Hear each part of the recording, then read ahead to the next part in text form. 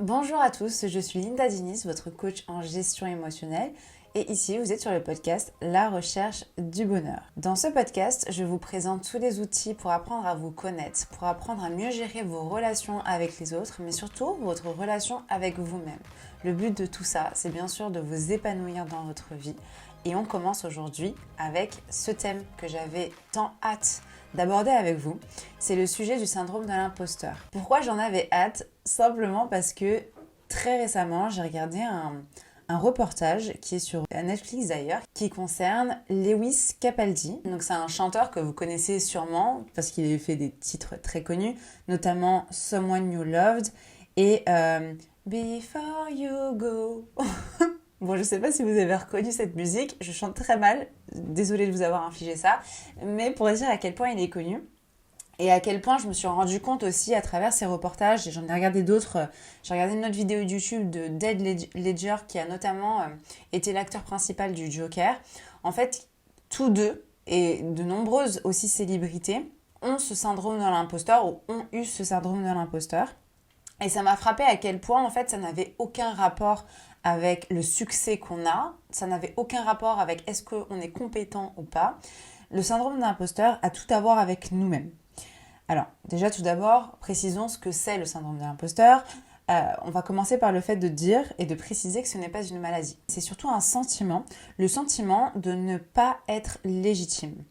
Ça concerne tout le monde, autant hommes que femmes. Et comme je vous l'ai précisé à travers les documentaires que j'ai pu regarder, ça concerne aussi des personnes qui ont du succès. Ça concerne aussi des personnes qui ont beaucoup d'argent, comme moins d'argent. Ça concerne des personnes qui ont commencé ce qu'ils voulaient commencer ou encore n'ont même pas commencé. Ça concerne différentes catégories, mais surtout aussi, c'est qu'on peut se débarrasser du syndrome de l'imposteur et il peut revenir au galop, parce que j'en ai déjà fait moi-même l'expérience, j'ai déjà ressenti le syndrome de l'imposteur et quelques années plus tard, le ressentir pour une nouvelle étape de ma vie, pour un nouveau travail, pour quelque chose de nouveau, tout simplement. Le syndrome de l'imposteur, c'est le sentiment de se sentir comme une arnaque, de se sentir pas légitime pour ce que l'on veut avoir ou pour ce que l'on a déjà.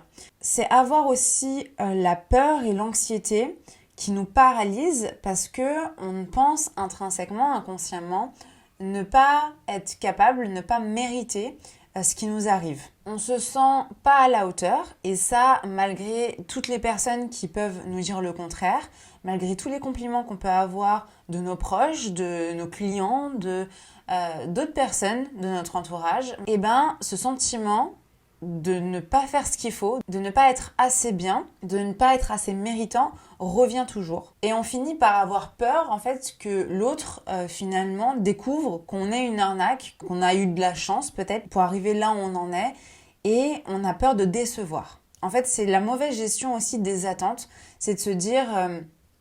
mince, j'ai l'impression de recevoir des compliments que je ne mérite pas, et donc j'ai la peur que cette personne découvre et soit déçue. Découvre que je ne suis pas assez bien, découvre que finalement j'ai eu de la chance la première fois et que je ne suis pas capable de reproduire la même chose, que je suis pas méritante, je suis pas si différente que les autres, que d'autres sont mieux que moi, et donc de décevoir la perception qu'il avait de moi initialement. Et c'est ça qui est fou, c'est que peu importe ce que va nous dire en fait les personnes qui nous entourent, on estime que cet engouement, il est non justifié. La première fois que j'ai ressenti le syndrome de l'imposteur, c'était il y a quelques années. J'avais commencé à partager des photos de moi, de mes looks notamment, sur Instagram. Et j'avais réussi à bâtir une communauté autour de ça. Sauf que quand on est derrière un écran, des chiffres, c'est des chiffres. Et quand on est face à la vraie vie et qu'il y a des personnes qui nous reconnaissent dans la rue, ça donne un sentiment tout bizarre, en fait. Et moi, je ne recherchais pas forcément à être reconnue dans la rue. Je partageais simplement ce que je voulais partager. Et je me suis retrouvée, en fait, à me sentir mal à l'aise d'être reconnue dans la rue parce que je ne me sentais pas légitime.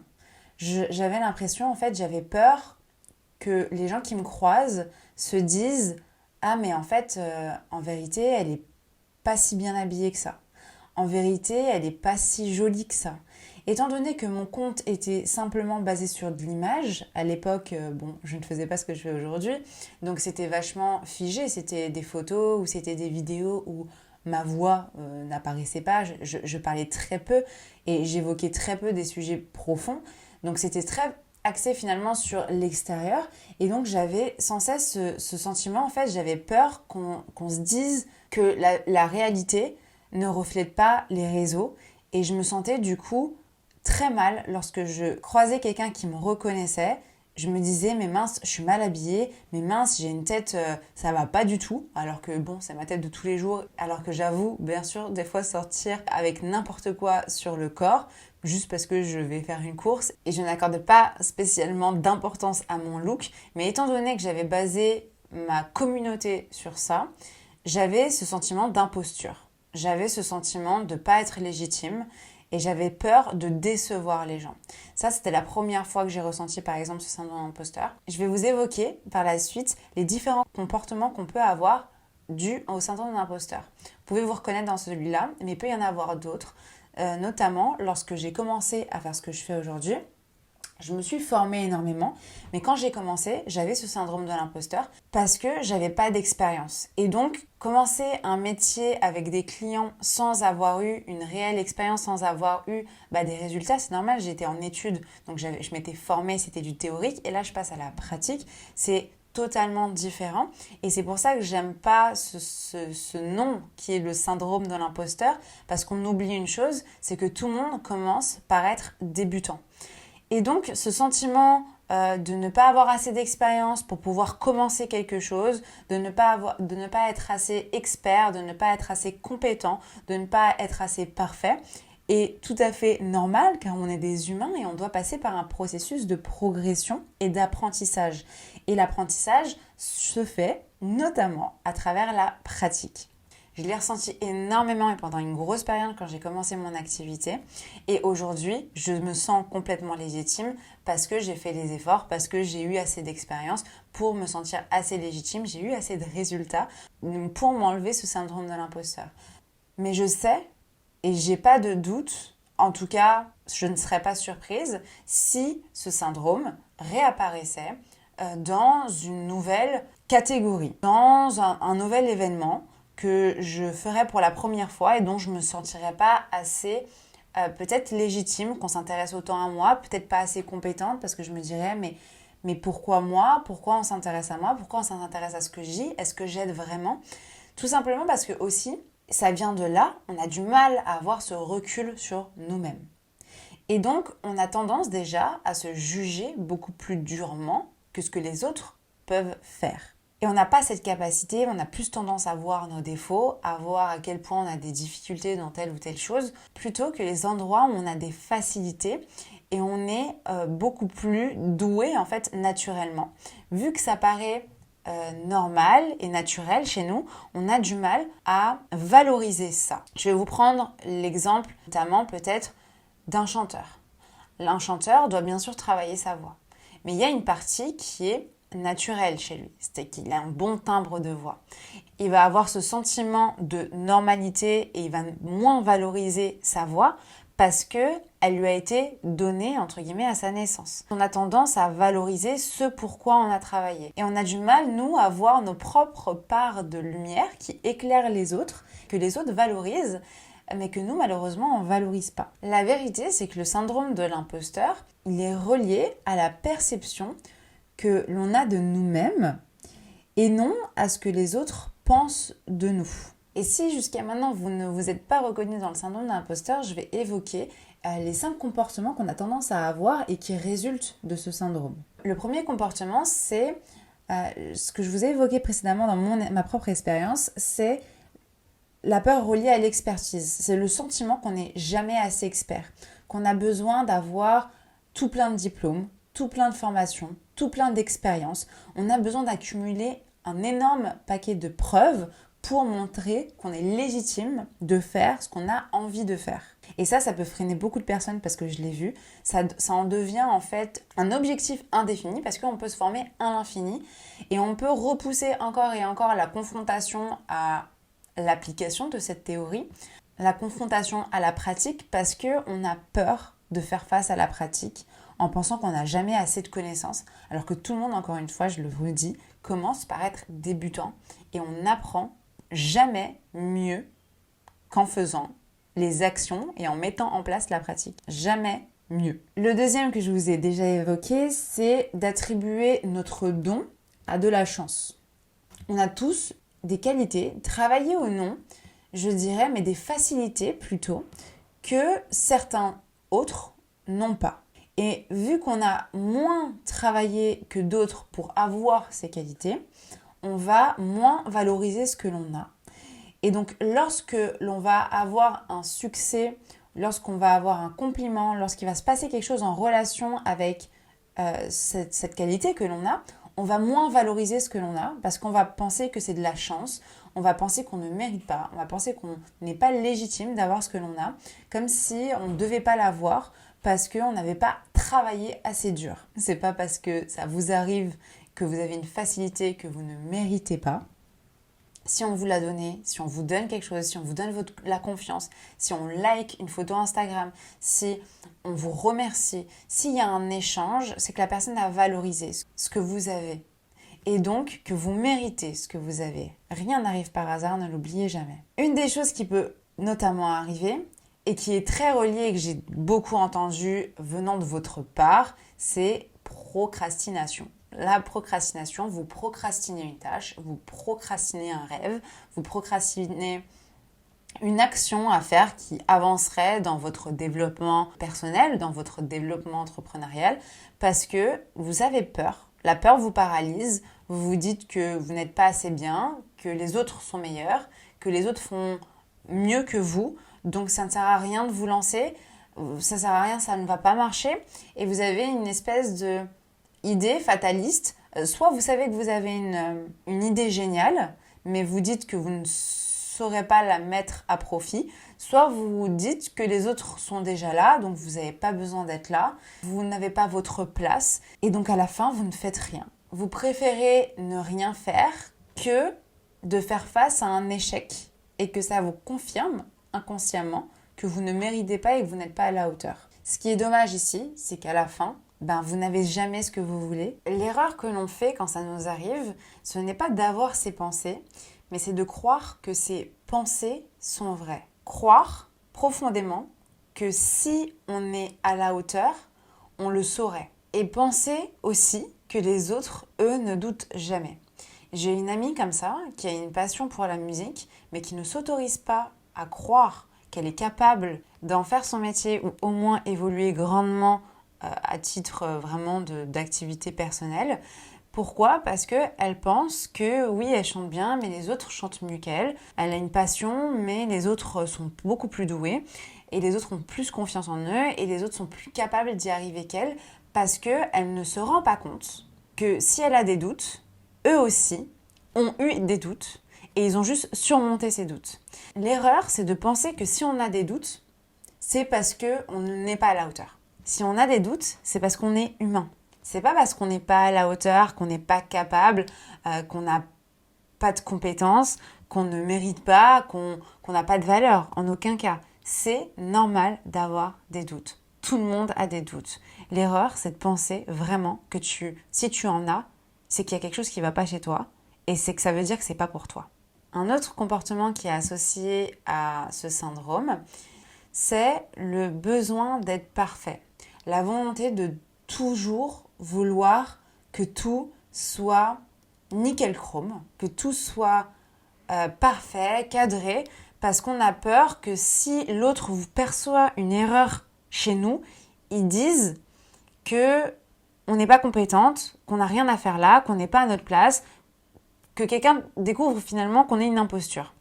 On pense qu'une erreur n'est pas normale et est un signe d'incompétence. Et le problème, c'est que ce type de comportement va t'amener à passer énormément de temps dans des tâches qui ne sont pas utiles, qui ne sont pas nécessaires et qui te ralentissent dans l'atteinte de ton objectif. Tu vas t'attarder sur des détails justement pour être parfaite, ou tu vas attendre d'être parfaite pour pouvoir te lancer.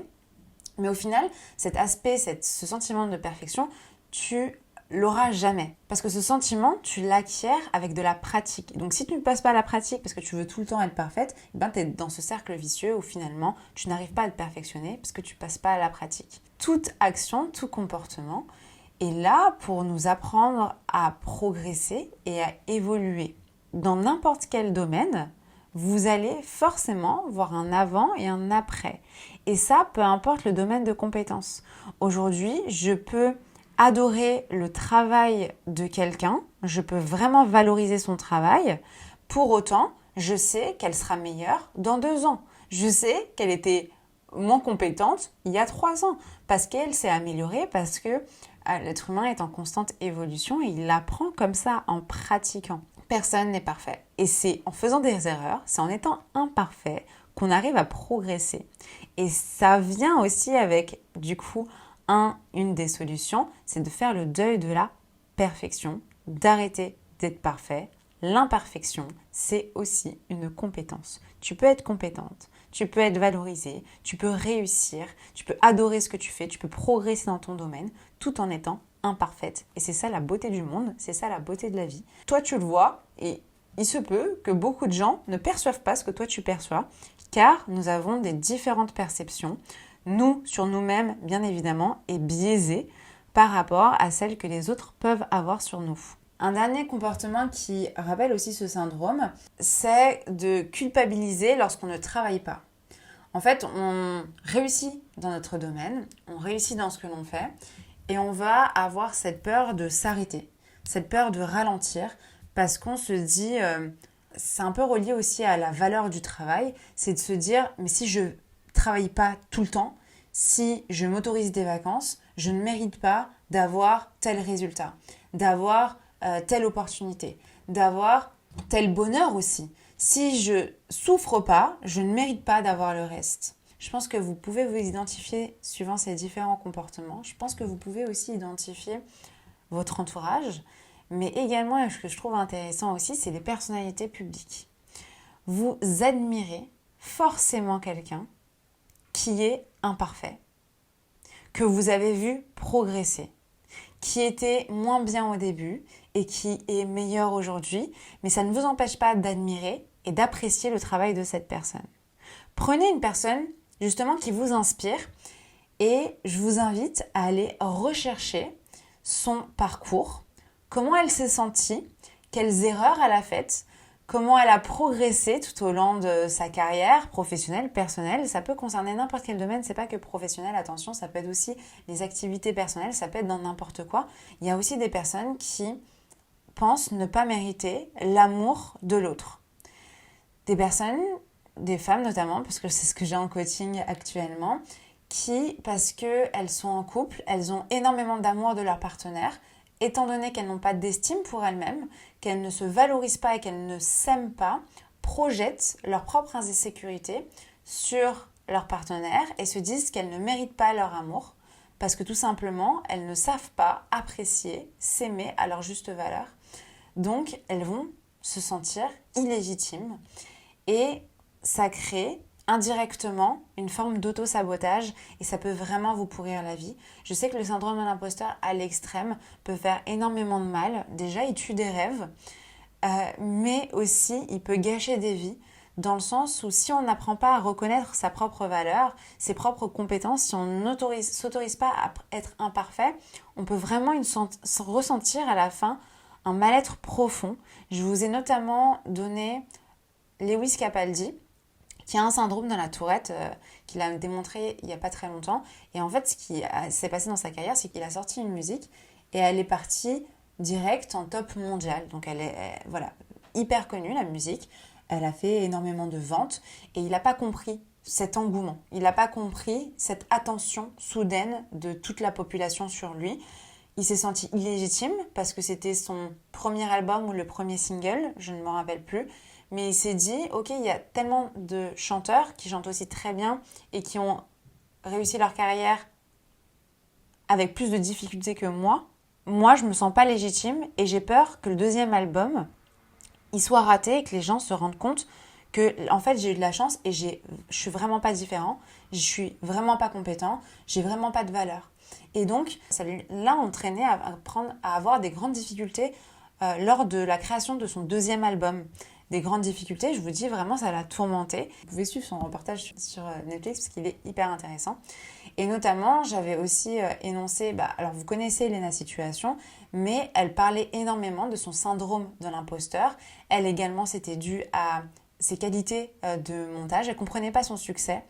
Alors que si elle en est arrivée là aujourd'hui, c'est bien pour une raison. C'est parce que les gens valorisent ce qu'elle fait. Et donc même si elle a l'impression de ne pas travailler autant parce qu'elle a une partie créative qui est très forte et que c'est naturel chez elle, ça n'empêche pas qu'elle mérite ce qu'elle a. Ce qu'on offre aux gens, les opportunités qu'ils ont, n'arrivent pas par hasard. Donc si vous avez une opportunité, si quelqu'un vous fait confiance, si quelqu'un vous complimente, si quelqu'un vous aime, c'est parce que vous méritez ce que l'on vous donne. Je vais en venir avec les solutions dans pas très longtemps. Je voulais vous parler de la dernière personnalité qui m'a marquée. C'est notamment celle qui a joué le rôle principal du Joker. Je me suis renseignée un peu sur sa vie, j'ai écouté des vidéos YouTube. Ce qui est assez triste dans son histoire, c'est que il était très doué, les gens reconnaissaient son travail, mais pour lui, c'était jamais assez. Et du coup, il voulait tout le temps donner plus. Il voulait donner un travail acharné pour prouver qu'il mérite, pour prouver qu'il avait de la valeur, alors que les autres reconnaissaient son travail, mais lui ne le reconnaissait pas. Et c'est pour ça que je tiens à redire et à expliciter que le syndrome de l'imposteur a tout à voir avec vous et n'a pas à voir avec ce que les autres perçoivent de vous. Et ça, c'est hyper important à notifier. Désormais, je vais vous donner quelques clés pour justement sortir de ce syndrome de l'imposteur et vous permettre d'oser, d'atteindre vos rêves, d'atteindre vos objectifs, de vous lancer quelque part dans l'entrepreneuriat, mais aussi dans l'amour de vous-même, parce que c'est hyper important ce travail intérieur qui va vous permettre d'améliorer vos relations, mais votre sentiment de bonheur aussi, et qui va vous permettre aussi d'oser encore plus à faire ce que vous souhaitez, à faire ce qui vous anime. Ne gâchez pas vos rêves, surtout ne faites pas partie de cette liste immense qui ne cesse de s'agrandir. Syndrome de l'imposteur, d'accord, on peut l'avoir, mais on peut également le surmonter.